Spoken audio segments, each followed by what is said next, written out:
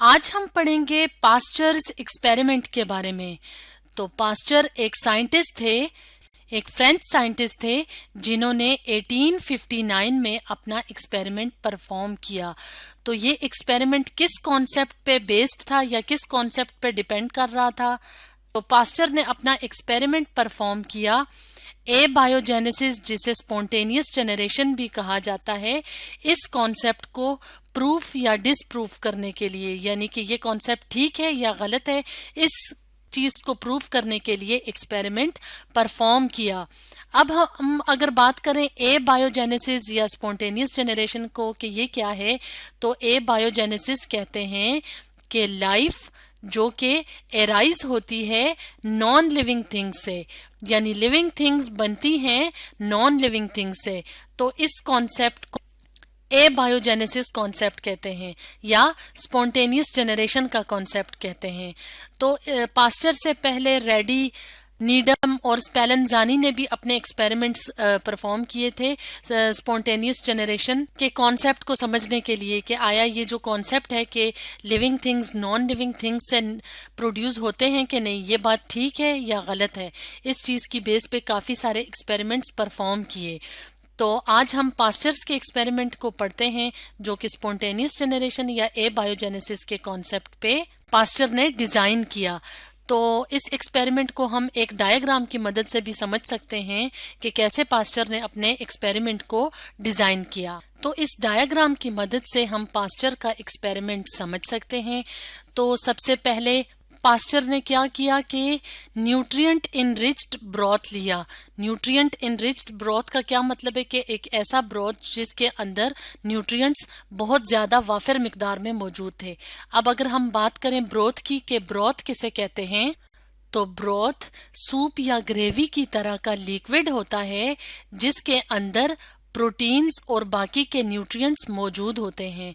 तो पास्चर ने ये ब्रॉथ को एक फ्लास्क के अंदर लिया और ये फ्लास्क हमें थोड़ी सी डिफरेंट नज़र आ रही है, यानी यहाँ तक तो ये फ्लास्क नॉर्मल फ्लास्क की तरह है, लेकिन यहाँ ये हमें क्या नज़र आ रहा है कि जो इसकी नेक है वो क्या है, एस की तरह की कर्व्ड है, यानी मुड़ी हुई है।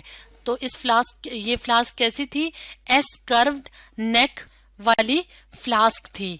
तो एस कर्व्ड नेक यानी कि इस तरह की कर्व्ड फ्लास्क लेने का मकसद ये था पास्चर का कि इसके अंदर ये कर्व थी, तो हवा और हवा के अंदर जो मौजूद माइक्रो ऑर्गेनिजम्स होते हैं, माइक्रो ऑर्गेनिजम्स क्या हैं, जैसे बैक्टीरिया और वायरसेस वगैरह यानी लिविंग थिंग्स वगैरह, तो वो क्या हों, वो अगर यहाँ पे इस फ्लास्क में एंटर भी हों तो वो यहाँ पे आके मजीद आगे जा ना सकें, यानी वो ब्रॉथ तक ना पहुंच सकें।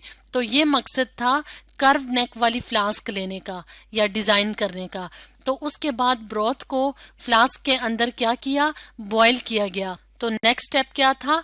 Boiling of broth inside the bottle या फ्लास्क। अब अगर हम इस स्टेप पे देखें तो इस स्टेप में क्या था कि इसको ब्रॉथ को बॉईल करके थोड़ी देर के लिए रखा गया, यानी कुछ टाइम के लिए रखा गया, ये नोटिस करने के लिए कि इसके अंदर माइक्रो ऑर्गेनिजम्स यानी बैक्टीरिया और वायरस ग्रो किए हैं, यानी उनकी पॉपुलेशन इंक्रीज हुई है कि नहीं।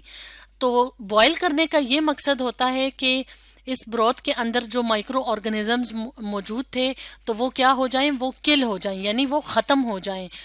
और कर्व नेक का तो जैसे कि हमने वीडियो के स्टार्ट में बताया था कि हवा और हवा में मौजूद जो माइक्रो ऑर्गेनिजम्स हैं वो यहाँ पे अंदर ब्रॉथ के अंदर शामिल ना हो सकें।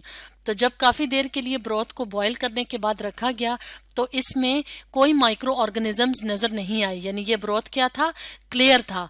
तो अगर देखा जाए तो ब्रॉथ क्या है, एक नॉन लिविंग थिंग है, यानी इसके अंदर न्यूट्रिएंट्स तो थे लेकिन ये एक नॉन लिविंग थिंग थी, तो इसलिए नॉन लिविंग थिंग से लिविंग थिंग नहीं निकली। तो ये तो था एक्सपेरिमेंट का फर्स्ट पार्ट। उसके बाद क्या किया पास्चर ने कि ये जो कर्व नेक थी इसको हटा दिया। इसको हटाने का मकसद ये था कि अब हवा इजीली अंदर दाखिल हो सके।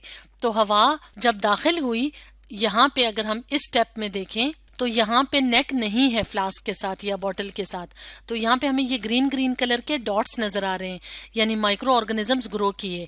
तो इस ओपन फ्लास्क की वजह से एंटर हुई एयर अंदर, और एयर के अंदर माइक्रो ऑर्गेनिजम्स मौजूद थे। तो जब माइक्रो ऑर्गेनिजम्स ब्रॉथ तक पहुंचे तो उन्होंने इस ब्रॉथ के अंदर से न्यूट्रिएंट्स हासिल किए और अपनी पॉपुलेशन ज्यादा की, यानी उनकी ग्रोथ हुई।